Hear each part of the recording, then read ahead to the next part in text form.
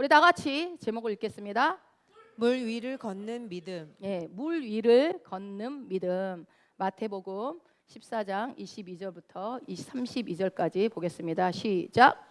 예수께서 즉시 제자들을 재촉하사 자기가 무리를 보내는 동안에 배를 타고 앞서 건너편으로 가게 하시고 무리를 보내신 후에 기도하러 따로 산에 올라가시니라. 저물매 거기 혼자 계시더니 배가 이미 육지에서 술이나 떠나서 바람이 거스름으로 물결로 말미암아 고난을 당하더라. 밤 사경에 예수께서 바다 위로 걸어서 제자들에게 오시니 제자들이 그가 바다 위로 걸어오심을 보고 놀라 유령이라 하며 무서워하여 소리 지르거늘 예수께서 즉시 이르시되 안심하라 나니 두려워하지 말라. 베드로가 대답하여 이르되 주여 만일 주님이시거든 나를 명하사 물 위로 오라 하소서 하니 오라 하시니 베드로가 배에서 내려 물 위로 걸어서 예수께로 가되 바람을 보고 무서워 빠져가는지라. 소리질러 이르되 주여 나를 구원하소서 하니 예수께서 즉시 손을 내밀어 그를 붙잡으시며 이르시되 믿음이 작은 자여 왜 의심하였느냐 하시고 배에 함께 오름에 바람이 그치는지라. 아멘. 아멘. 오늘은 물 위를 걷는 믿음이라는 제목으로 함께 말씀을 나누도록 하겠습니다. 마태복음 14장에 보면은 예수님이 바다 위를 걷는 사건이 나오죠. 근데 우리는 예수님이 하나님의 아들이신 예수 그리스도가 물 위를 걷는 거에 대해서는 별로 대단하게 생각하지 않아요. 크게 놀라지 않아요. 그랬어. 예수님이 걸었어. 이렇게 생각하죠. 그런데 인간인 베드로도 물 위를 걸었단 말이에요. 여러분 어떻게 베드로가 도대체 바다 위를 걸었을까요? 인간이 액체 위를 걷는 게 가능합니까? 물리적으로 불가능하잖아요. 그런데 이 초자연적인 일이 인간 베드로에게 일어났단 말이에요. 그게 어떻게 가능한 일일까? 여러분 우리는 살아가면서 아까 찬양도 했지만 우리 인생 가운데 폭풍이 있어요. 그렇죠? 인생 가운데 폭풍을 만나기도 하고 그때 어려움을 당할 때 우리는 그때 우리의 믿음이 어떻게 작동해야 할 것인가?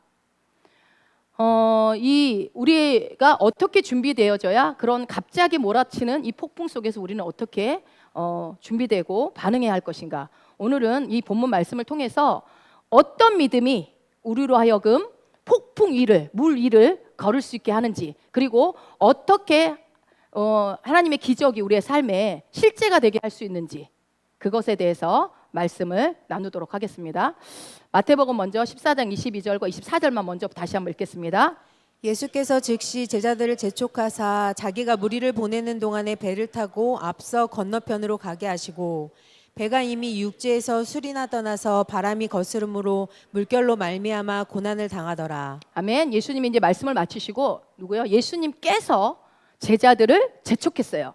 빨리 배 타고 절로 건너가라 라고 누가 보내요? 예수님이 먼저 제자들을 보냅니다. 태워서. 그리고 자신은 산에 올라가서 기도를 하시죠.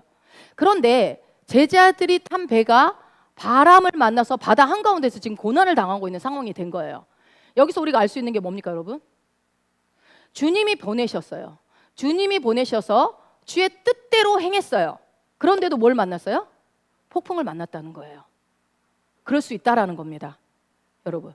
그래서 이 제자들은 이제 우리가 믿음의 삶을 산다고 해서 고난이 없는 게 아니라는 거예요.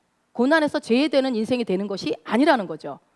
그런 거 같죠? 예수 믿어도 여전히 고난이 있으시죠? 우리가 주님의 뜻 가운데 간다 할지라도 어려움과 고난이라는 그런 폭풍을 만날 수 있다. 예, 있다라는 거죠. 제자들이 폭풍을 만나서 고생할 그때 그러면 예수님은 어떻게 하십니까? 내버려 둡니까? 죽든지 말든지? 아니죠. 그들을 도우시기 위해서 직접 물 위를 걸어서 제자들에게 오십니다. 왜 예수님이 물 위를 걸어오실까요? 왜 나 물 위로 걸 수 있다 보여주시려고? 물론 뭐 그럴 수도 있겠으나 배가 없었거든요. 배가 하나밖에 없어서 제자들을 보내고 배가 없으니까 물 위로 걸어서 가셔야죠. 자, 그래서 예수님이 제자들을 그 어려움 가운데 있는 제자들을 도우시기 위해서 물 위를 걸어서 제자들에게 오셔요. 왔는데 제자들이 그 걸어오시는 예수님을 보자마자 뭐라고 얘기합니까? 유령이다! 라고 소리 지르죠. 한번 읽어봅니다. 시작. 제자들이 그가 바다 위로 걸어오심을 보고 놀라 유령이라 하며 무서워하여 소리 지르거늘. 예, 소리를 질러요. 와, 유령이다 하고 깜짝 놀라죠. 그러자 예수께서 뭐라고 해요? 예수께서 즉시 이르시되 안심하라 나니 두려워하지 말라. 예, 보세요. 예수님이 오셔서 야, 걱정하지 마. 내가 폭풍을 잠잠케 해줄 테니까 잠깐만 기다려. 이렇게 말씀하시지 않았다는 거예요. 뭐라고 했어요? 안심하라. 나니 두려워하지 말라라고 얘기를 하는 거예요. 이게 어떤 의미일까요? 이 말씀이? 여러분, 예수님이 한마디 한마디는 다 의미가 있죠. 지금 너희가 당하고 있는 이 고난을 내가 지금 이 어려운 상황을 당장 없애주겠다라고 하십니까? 아니라는 거예요. 그저 뭐요? 안심해. 내가 있잖아. 내가 여기 있다. 두려워하지 마 라고 얘기를 하는 거예요. 뭐예요? 당신의 존재가 너의 옆에 바로 앞에 있다라는 것을 알려주시는 거예요. 여러분, 예수님 어디 계십니까? 내 안에, 내 안에 계시죠. 그런데 예수님이 나다, 나니 라고 자신을 얘기하는 이 말이 많은 제자들이 듣고 있었지만 베드로가 어떻게 반응했는지 그걸 보자는 거예요. 베드로는 그 말을 듣고 어떻게 반응합니까? 28절입니다. 베드로가 대답하여 이르되 주여 만일 주님이시거든 나를 명하사 물 위로 오라 하소서 하니. 아멘. 베드로에게 예수님의 존재가 확인된 거죠. 우리 선생님이다. 주님이시다. 그러자마자 뭐라고 그래요? 남들은 다 유령이다고 어리버리하고 있는데 베드로만 나도 주님, 만일 주님 맞다면 나를 명해서 물 위로 오라고 해주세요 라고 요청을 하죠. 베드로의 이 놀라운 요청이 왜 가능했을까요? 베드로가 성격이 그래서? 모험을 좋아해서? 아니죠, 여러분. 예수님이 나다라는 그 말씀을 하셨기 때문에 베드로가 이 말을 할 수 있었다라는 거예요. 나다는 말을 듣고. 자, 즉 우리가 예수님이 누구신지를 알면요, 예수님과 나는 같다라는 것을 인식하게 되고 믿음으로 반응이 나타나게 돼요. 자, 다시요. 예수님이 어떤 분인지를 알게 되면 어떻게 된다고요? 나도 예수님과 똑같아 라는 걸 알게 되고, 그래서 어떻게 해요? 믿음으로 반응을 보이게 된다라는 거예요. 자, 내가 어떻게 예수님하고 똑같아요? 똑같습니다. 요일서 4장 17절. 주께서 그러하심과 같이 우리도 이 세상에서 그러하니라. 아멘. 예수님이 그러하신 것 같이 우리도 이 세상에서 누구랑 같다고요? 예수님과 똑같아요. 왜요? 그분이 내 안에 계시니까. 그분이 나고 내가 그분이고 우리는 하나가 되는 거죠. 예수님이 누군지, 예수님이 어떤 분인지 인식하게 된다면 내가 누군지를 알게 돼요. 세상 사람들은 내가 누군지를 고민해요. 우리 고민할 필요 없어요. 누구를 알면 나를 알 수 있죠? 예수님을 알면 내가 누군지를 인식하게 됩니다. 그래서 여러분, 내 생각 체계가 바뀌어야 돼요. 내 생각 체계가 바뀌어야 기적의 삶을 향한 내 생각의 폭이 넓어지게 되는 거예요. 여러분, 똑같이 우리가 성경 말씀을 듣고 배우고 아멘하지만 누군가는 기적의 삶을 계속 경험해요. 누구는 똑같아요. 아무 일도 일어나지 않아요. 왜 그래요? 이 말씀이 내 생각이 바뀌어지지 않아서 그러는 거예요. 이 베드로가 요청하죠. 주님, 나로 무리를 걷게 해주시오 라는 그 요청이 용기 있는 요청이 아니에요. 용기가 충만해서 베드로는 저렇게 말한 거지가 아니라 바로 뭐예요? 예수님이에요. 나다. 예수님 확실합니까? 그렇다면 뭐예요? 예수님이 그러한 분이라면, 예수님이 무리를 걸어왔다면 나도 뭐예요? 무리를 걸을 수 있는 사람이구나 라는 것을 인식하게 된 거죠. 그래서 예수님이 나다라고 할 때 다른 제자들은 유령 아니야? 유령이잖아. 유령일지도 모르겠어 라고 하는 그때에 어떻게 해요? 베드로만 주님, 나를 명해서 무리를 걷게 해주십시오 라고 말합니다. 이것은요, 예수님의 유령이 나다라고 하는 건 내가 유령이 아니야 라는 말에 대한 대답이 아니에요. 그런 대답이 아니에요. 뭐예요? 자기를 계시하신 거예요. 예수님은 자기를 계시하십니다. 그리고 그것은 예수님에 대한 계시는 하나님에 대한 계시이기도 해요. 그분을 나타내셔요. 나다, 무리를 걷고 있는 나는 너희가 믿고 있는 나다. 즉 뭐예요? 예수님의 자신의 그 존재의 근원, 예수님의 정체성에 대한 선언을 하신 거예요. 하나님은 어떤 분입니까? 스스로 있는 자라고 그러시죠. I am who I am. 나는 스스로 있는 자다. 스스로 있는 자. 예수님이 나다. 야, 걱정하지 마. 내가 이거 물리쳐 줄게. 이게 아니야. 나다. 자신의 존재를, 정체성을 선언하십니다. 그것을 누가 인식한 거예요? 베드로가 인식한 거예요. 베드로가. 여기서 중요한 것은요, 베드로의 믿음이 예수님은 무리를 걸을 수 있다, 그것의 인식에서 끝나지 않았어요. 거기서 한 단계 더 앞으로 나갑니다. 베드로는 어떻게 해요? 예수님이 정말 무리를 걸을 수 있다면 나도 무리를 걸을 수 있겠다. 아까 이 말씀처럼 뭐예요? 주님이 그러하다면 나도 그러합니다라는 생각의 폭이 딱 넓어진 거죠. 주님, 제가 한번 믿어보겠습니다 라고 말한 게 아니고, 왜요? 명령해 주십시오, 말씀해 주십시오. 여러분 여기서 잘 보세요. 내가 어떻게 할 때 움직여야 되는지. 주님, 오케이, 주님 걸어오십니까? 나도 걷겠습니다. 이게 아니라고요. 주님 나에게 뭐라고요? 명령해 주십시오. 주님 말씀해 주십시오. 여러분 내 생각이 영적으로 변화되지 않으면요, 기적은 일어나지 않습니다. 기적은 상상할 수 없을 뿐만 아니라 내 삶에 기적을 요청할 수가 없어요. 그럼 뭐예요? 기적을 누리지 못하는 인생이 되는 거예요. 여기서 여러분 영적으로 내 생각이 바뀐다라는 것은, 이 영적이라는 것은 뭐라고 말씀드렸어요? 수도 없이 제가 많이 설명드렸죠. 영적이라는 건 뭐라고 그랬어요? 말씀적이다. 내가 곧 이른 말이 영이요 생명이요라고 했죠. 말씀적인 것이 영적인 것입니다. 예.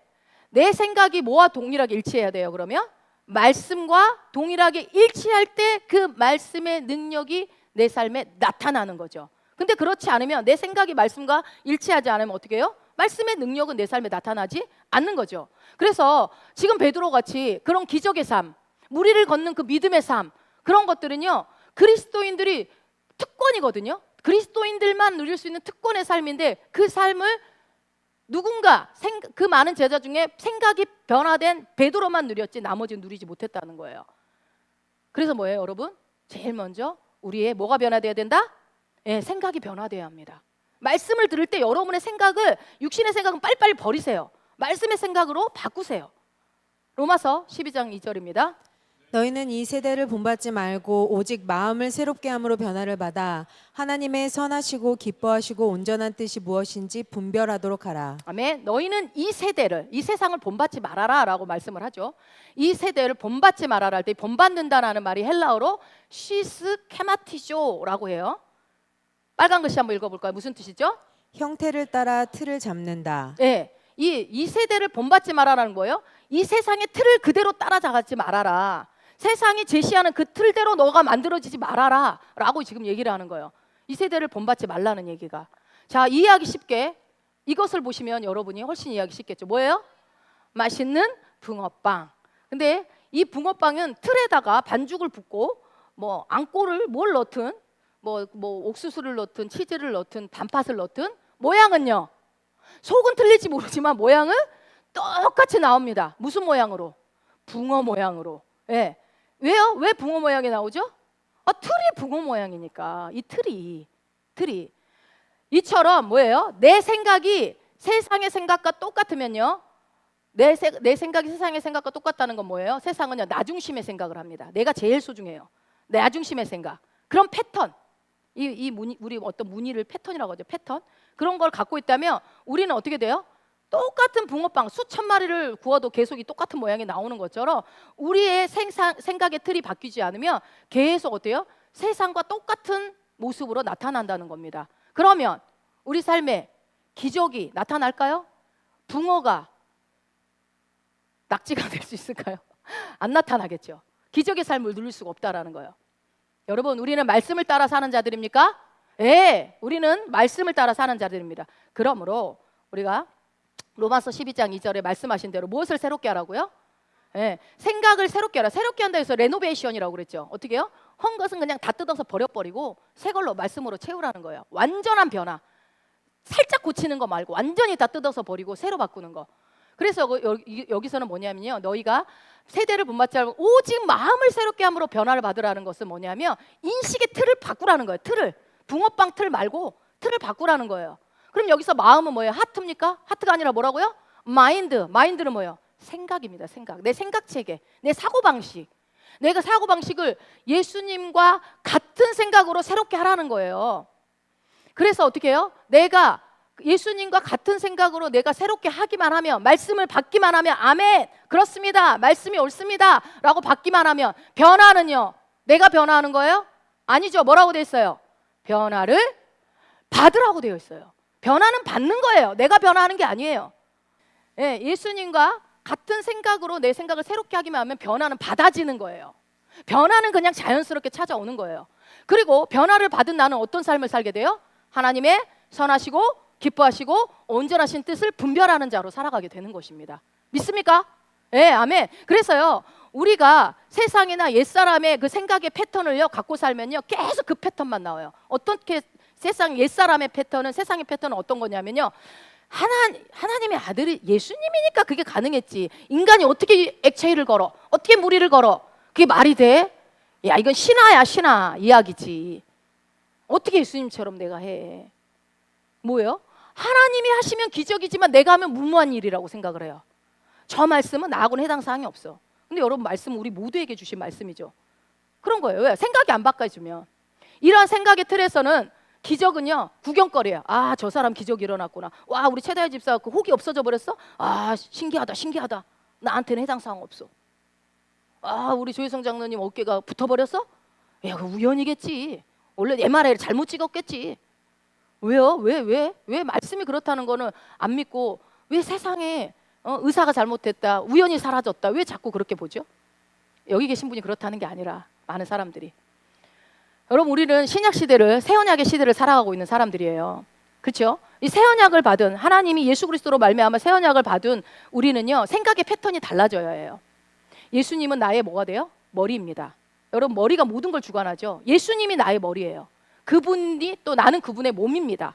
자, 상상해 보세요. 내 머리는 예수님, 나는 그분의 몸. 그래서 나는 뭐예요? 머리에 생명이 있고 머리로 인해서 모든 팔과 모든 몸이 움직이는 것처럼 주님의 생각이 나를 움직이게 합니다. 머리 대신 예수 그리스도가 나를 움직이게 해요. 그래서 머리와 몸은 하나입니까? 머리 따로 몸 따로 아니죠. 이상하잖아요. 뭐예요? 예수님과 나는 하나입니다. 같이 해봅시다. 예수님과 나는 하나입니다. 네, 그러면 질문이 이제 바뀌게 되죠. 어떻게 바뀌냐면 이렇게 바뀝니다. 이게 가능할까? 삑! 아니요. 아, 기도한다고 고쳐질까? 뭐예요? 뭐라고 얘기한다고요? 파란 글 읽어봅시다.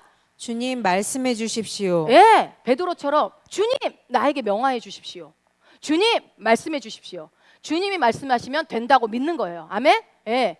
베드로는요, 파도를 이길 능력을 구한 게 아니에요. 주님 나에게 파도를 이길 능력을 주시옵소서, 이게 아니라고요. 새로운 생각이 들어온 거예요. 이 생각에 확장이 일어난 거예요. 그래서 그 말씀의 근거에서 기적의 삶은요, 여러분, 그래서요, 다른 능력이 아니라, 다른 능력으로부터 하는 게 아니라 다른 생각으로부터 와요. 다른 생각. 거기서부터 시작됩니다. 기적의 삶을 살고 싶으십니까? 생각을 새롭게 하십시오. 생각을.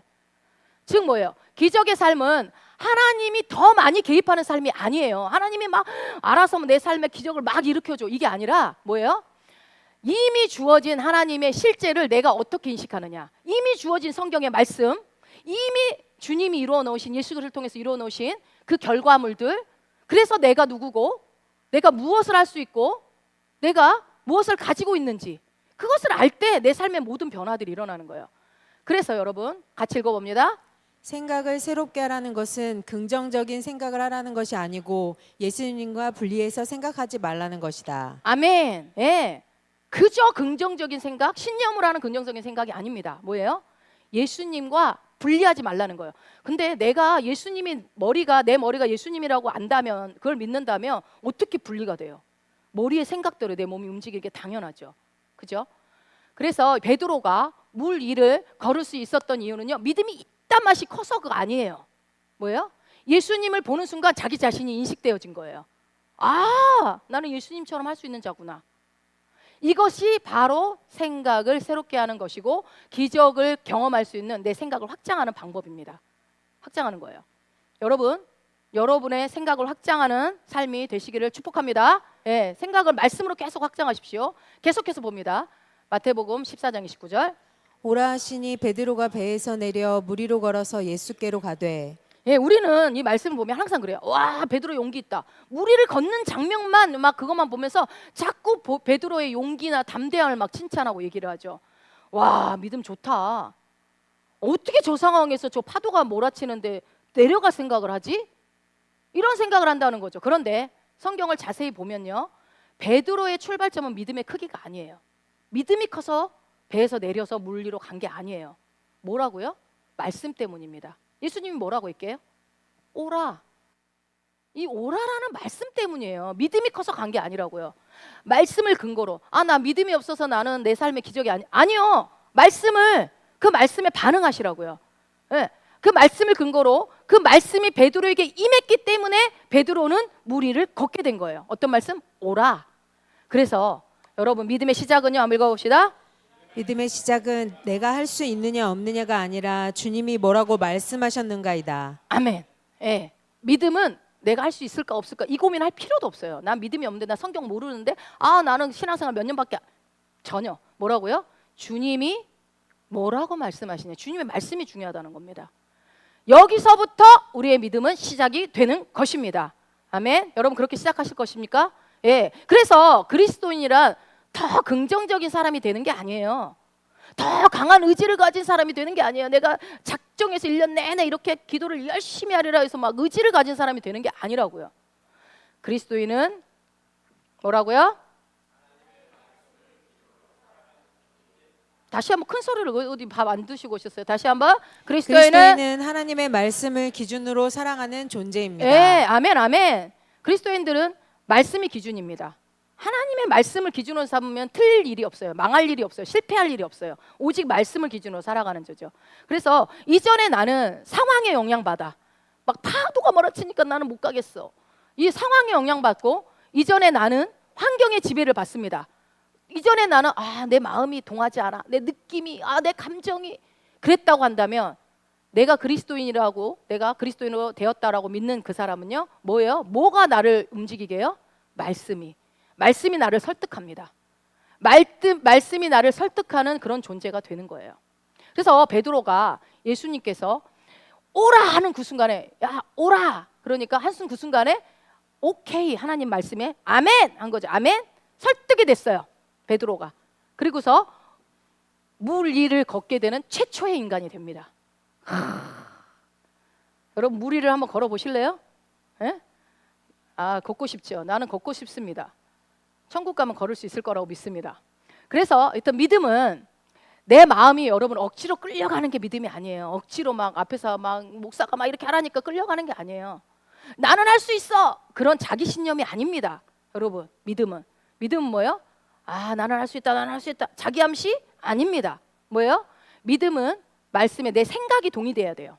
설득이 돼야 돼요. 여러분 그래서 여기 앉아서 말씀 들을 때 내가 말씀에 설득당해야지 라는 마음으로 앉아 계셔야죠. 지금 설득당하고 계십니까? 네, 제발 말씀에 동의되어져야 합니다. 그래서 어느 순간에 내가 말씀이 동의되어지면요, 발을 디딜까 말까 이 고민을 하는 게 아니에요. 어느 순간 내가 듣고 있는 거예요. 막 걷고 있는 거예요, 무리를. 베드로도 정신이 없었어. 말 오라 하니까 막 그냥 걸어간 거예요. 발을 내디딘 거예요. 액체 위를 걷고 있는 거예요. 여러분 그것이요, 믿음이 역사하는 거예요. 믿음이 역사하는 거예요. 우리 믿음이 실제가 되는 거라니까요. 저는 아직도 기억나. 우리 최다희 집사가 그 혹 때문에 고민하고 있어서 와서 기도했을 때 딱 기도 받고 난 다음에 저는 이미 나았습니다. 저한테 막 당당하게, 그때 자기는 아마 제정신이 아니었을지도 몰라요. 눈빛이 반짝반짝 하더라고요. 나는 나았어. 예수님과 나는 하나이기 때문에 예수님의 몸에는 질병이 없을 수 없기 때문에 나는 다 나은 자입니다. 막 선포를 하더라고요. 그래서 내가 속으로 아멘, 됐다. 근데 진짜로 했어요. 본인이 진심으로 했는지 뭔가 성령이 충만해갖고 막 했는지 모르겠지만, 몸이 떠나 있었는지 모르겠지만, 아무튼 여러분 믿음이 역사하는 거예요. 내가 생각이 동의되어지면 그렇구나. 믿음이 실제가 됩니다. 말씀이 실제가 돼요. 여러분 우리의 문제는요, 우리의 삶에 일어나는 문제는요, 믿음이 없는 게 아니에요. 문제가 아니에요. 믿음이 없어서가 문제가 아니에요. 뭐예요? 말씀에 충분히 내가 설득되어지지 않아서 그런 거예요. 말씀을 듣기는 듣는데 내 마음밭에 말씀의 씨가 심겨져요, 안 심겨져요? 안 심겨지는 거예요. 그동안 제가 2주 동안 계속 길가밭에 대한 얘기를 했죠. 심겨지지를 않아. 완악하고 딱딱해서. 말씀이 설득되어지면 심겨지죠. 여러분 내 마음밭에 좋은 땅이 있습니까? 예, 있습니다. 그 좋은 땅 안에 말씀의 씨가 마음밭에 심겨져야 돼요. 이게 동의되어지고 설득되어지는 거예요. 동의되어지고 설득되어지지 않으면 씨는 심겨지지 않죠. 그러면 역사는 일어나지 않아요. 열매를 볼 수가 없어요. 주님이 오늘 말씀하십니다. 오라, 두려워하지 말라, 내가 너와 함께한다. 아멘. 예. 여러분 이 말씀이 믿어지십니까? 주님이 여러분과 함께하기 때문에 두려워하지 말라는 그 말씀이 여러분 정말 믿어지십니까? 근데 왜 한 주간 두려워하신 분들, 뭐 때문에 두려워하셨습니까? 주님이 내 안에 계시는데. 우리는 나와 함께하시는 그 예수 그리스도로 말미암아 우리의 삶에 세상 사람들이 말하는 그 기적의 삶이 우리 삶 가운데 풀어지는 겁니다. 세상은 기적이지만 우리는 당연한 거예요. 그렇습니까? 예, 마태복음 14장 29절에 보면 예수님이 오라 라고 하신 그 말씀에 여러분 말씀에 동의되고 설득된 베드로가 이제 배에서 내려서 물 위를 걸어가는데 어디로 가죠? 물 위를 내려서 걸어서 어디로 갑니까? 누구한테 가요? 예, 예수님께로 갑니다. 자, 그리스도인은 누굽니까? 읽어봅시다. 그리스도인은 하나님과의 친밀함을 목표로 하며 살아가는 존재입니다. 예, 베드로가 물 위를 걸으면서 예수님을 향해서 걸어갔던 것처럼 여러분 우리 성도들은 기적을 목표로 하는 삶을 사는 사람들이 아니에요. 우리 그리스도인들은 뭐예요? 뭐가 목표라고요? 하나님과의 우리는 하나님과 친밀해지기 위해서 신앙생활을 하는 거예요. 그분이 나의 아버지니까 그분과 친밀해지는 것이 우리의 목표입니다. 그렇습니까? 아멘. 내가 무엇을 경험했는가, 내 능력이 얼마나 많은가, 내가 어떤 결과를 냈는가가 아니라고요. 이 새 언약의 시대에 예수 그리스도의 십자가의 사역과 부활하심과 그 모든 것들을 이루셔서 나에게 주어진 결과물들은 뭐예요? 새 언약, 새로운 언약의 약속이 나한테 주어졌죠. 그 약속을 가진 사람들은 어떻게 해요? 그리스도를 오직 예수 그리스도를 바라보며 살아가는 사람들이에요. 예수 그리스도를 바라본다는 것은 말씀을 따라 사는 삶을 말하겠죠. 근데요, 여러분, 예수를 믿고 난 뒤에도요, 그 옛사람은 십자가에서 죽었다라고 얘기하는데도 자꾸 옛사람을 바라보는 사람들이 있어요. 옛사람은 어떤 사람입니까? 옛사람의 특징은 뭡니까? 자기 자신을 봐요. 자, 내 안에 옛사람의 모습이 있는지 확인해 보세요. 내 상태, 내 감정, 내 실패, 나의 연약함, 나의 부족함, 이런 것들만 계속 바라보고 있다라고 한다면 여러분이 흔들리는 거예요. 약속을 믿지 못하고 있는 거예요. 그게 옛사람입니다. 아니, 내가 약점이 있지, 그럼 연약하지. 그게 없다는 게 아니에요. 그걸 바라보지 말라는 거예요. 그런데 예수 그리스도로 말미암아 우리는 그런즉 누구든지 그리스도 안에 있으면 새로운 피조물이라, 재창조, 거듭났다, 새로운 창조물이 되었다. 그렇게 태어난 우리 그리스도인들은요, 옛사람을 바라보며 사는 자들이 아닙니다. 우리는 누구를 바라봐요? 믿음의 주여 온전케 하시는 예수를 바라보며 살아가는 것입니다. 히브리서 12장 2절입니다. 믿음의 주요 또 온전하게 하시는 이인 예수를 바라보자. 아멘. 믿음을 주시고 나를 온전케 하시는 예수를 바라보는 것입니다. 여러분, 물 위를 걷는 믿음이라는 제목으로 지금 말씀을 나누고 있는데, 이 물 위를 걷는 믿음이라는 것은, 믿음은 말씀에 동의되었을 뿐만 아니라 뭐예요? 누구를 바라보고요? 베드로가 누구를 바라보고 걸어갔어요? 예수님을 바라보고 걸어가는 그런 사람이 물 위를 걷는 믿음을 가진 사람입니다. 그런데 이렇게 멋지게 마무리 여기서 끝났으면 얼마나 좋아요? 그런데요, 베드로가 어떻게 돼요? 물에 빠져요. 물에 빠져버려요. 근데 물에 빠지는 이 사건을 통해서 우리는요, 주님의 은혜를 볼 수가 있어요. 마태복음 14장 30절입니다. 바람을 보고 무서워 빠져가는지라 소리질러 이르되 주여 나를 구원하소서 하니 예수께서 즉시 손을 내밀어 그를 붙잡으시며 이르시되 믿음이 작은 자여 왜 의심하였느냐 하시고. 아멘. 주님이 오라 하니까 신났다고 갔어요. 제정신이 아니었을 수도 있어요. 하여튼 갔어요.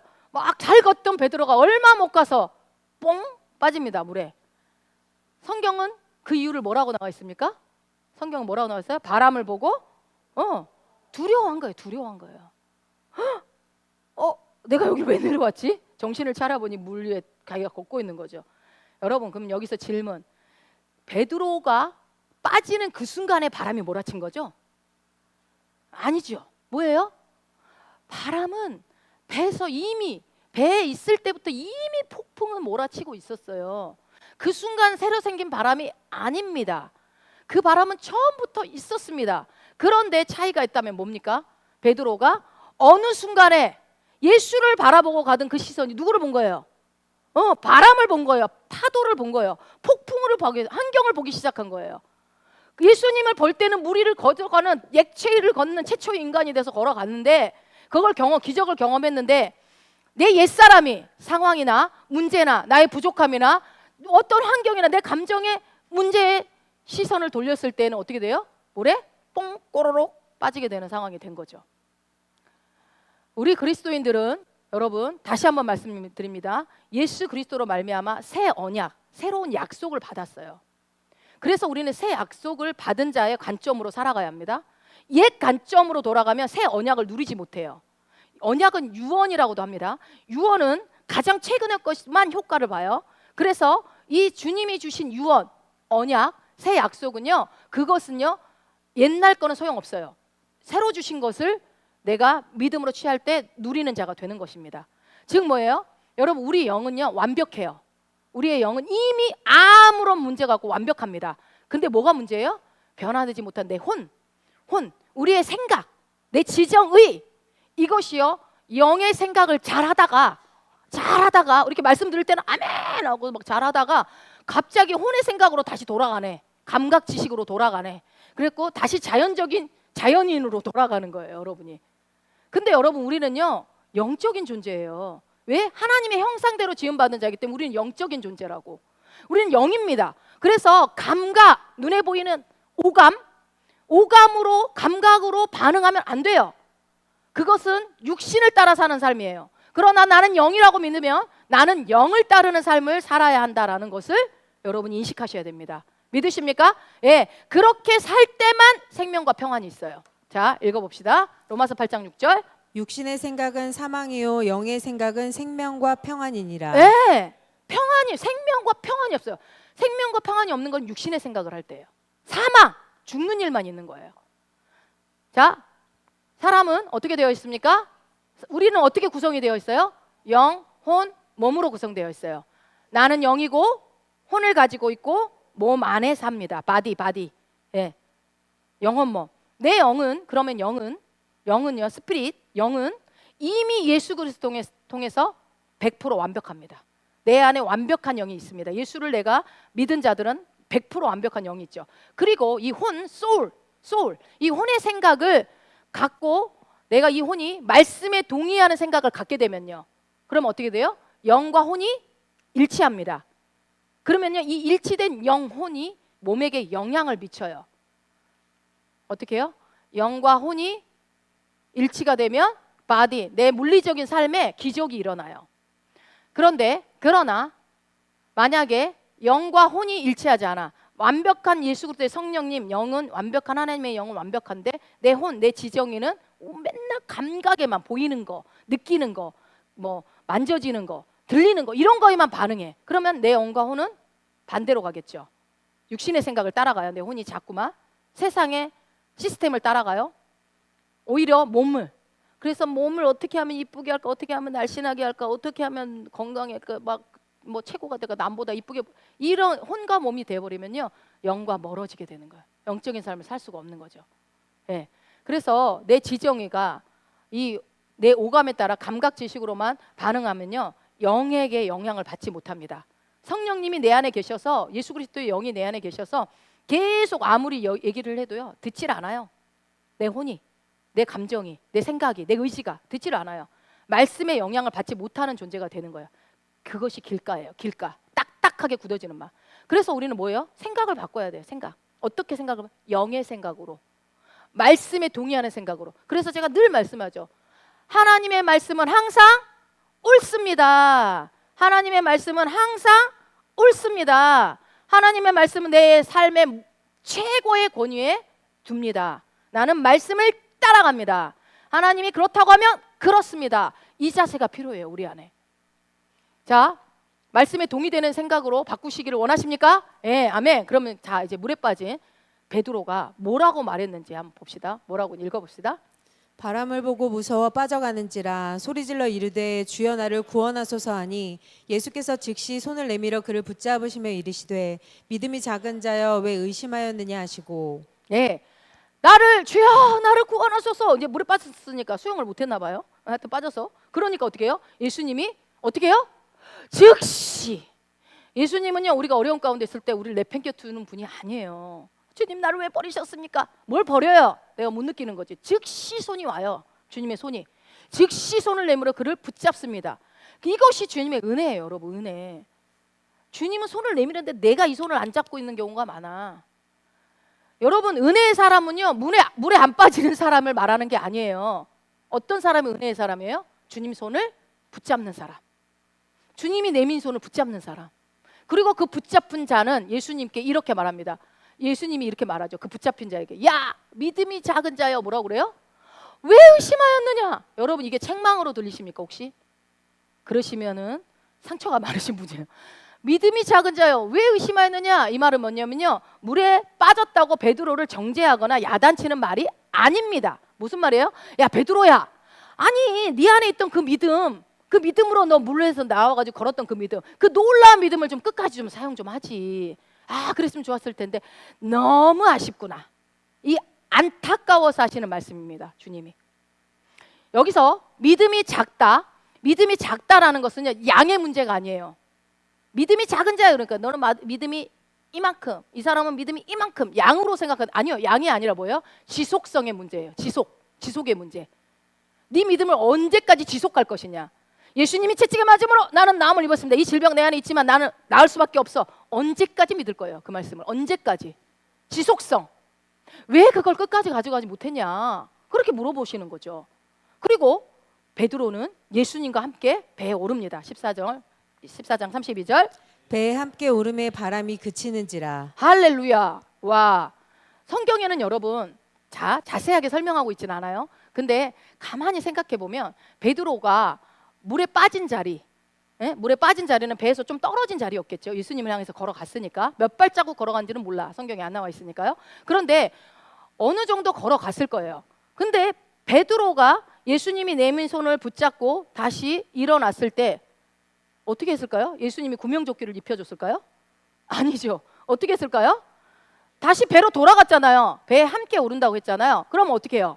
바다를 다시 걸어서 배로 갔을 거예요. 그런데 이번에는요, 베드로 혼자가 아니라 누구랑요? 함께, 예수님과 함께 다시 바다를 걸어서 배로 올라갔다라는 거예요. 여러분, 이게 무슨 말입니까?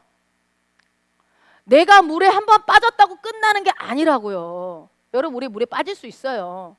내가 넘어졌다고, 내가 실패했다고 주님이 거기서 여러분을 멈추게 하지 않아요. 절대로. 내가 멈추는 거지. 내민 손을 붙잡으면 되는데. 베드로가 물에 빠졌지만 베드로가 잘한 게 뭐예요? 베드로가 잘한 게 주여 나를 구원하소서라고 주님을 불렀잖아요.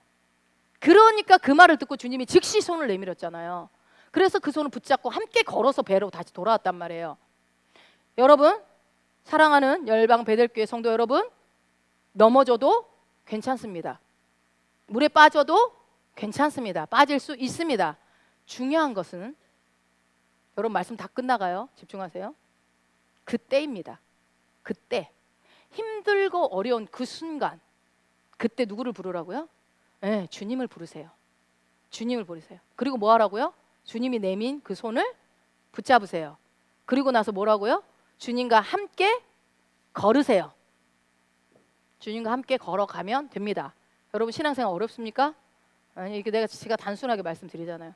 성경은 예수님과 함께 베드로가 배에 오르자 어떻게 됐다고요? 바람이, 주님은 바람아 멈춰라라고 한마디도 한 적이 없어요. 바람이 멈췄어요. 즉 뭐예요? 예수님을 부르고 예수님의 손을 붙잡고 예수님과 함께 동행할 때, 그때 우리를 물에 빠지게 했던 바람은 멈춥니다. 바람아 멈추어다 오 안 해도 예수님을 부르고 예수님의 손을 붙잡고 예수님과 함께 걸으면 내 삶에 일어나는 폭풍과 어려움은 멈추게 되어 있습니다. 말씀을 마무리하겠습니다. 여러분, 무리를 걷는 믿음은요, 시작은 내가 무리를 걷을 수 있는 베드로와 같은 믿음을 갖기 위해서는 첫 번째, 생각이 바뀌는 것부터 시작하는 거예요. 내 생각이 바뀌어야 돼요. 예수님을 안다라는 것은 나를 기준으로 생각했던 이 사고 체계에서 어떻게 해요? 말씀을 기준으로 생각하는 거예요. 말씀을. 그래서 말씀을 믿기만 하고 알아 이게 지식적으로만 머무르지 마시고 그 다음 어떻게 해요? 선언하십시오. 말하십시오. 그렇게 할 때 기적의 삶이 내 삶 가운데 나타나는 것을 볼 수 있습니다. 우리는 말씀을 오늘 들으셨죠? 듣는 거에서만 멈추지 마시고 그 말씀에 아멘 하고 동의를 하십시오. 아멘. 그리고 그 말씀에 설득되십시오. 말씀이 맞아. 하나님 말씀은 무조건 옳아. 나는 틀릴 수 있지만 하나님 말씀은 틀리지 않아. 그렇게 할 때 우리의 믿음이 우리로 하여금 어떻게 해요? 물 위를 걷게 한다라는 것입니다. 여러분, 혹 넘어질 수 있습니다. 그때 중요한 건 딱 하나, 뭐라고요? 누구를 부르라고요? 네, 주님을 부르십시오. 예수님이라고 부르십시오. 그리고 그분의 손을 붙잡고 주님과 거기서 다시 시작하세요. 거기서 다시 시작하시면 됩니다. 예수님과 동행하는 그런 놀라운 삶이 여러분 가운데 풍성하기를 예수 이름으로 축원합니다. 아멘.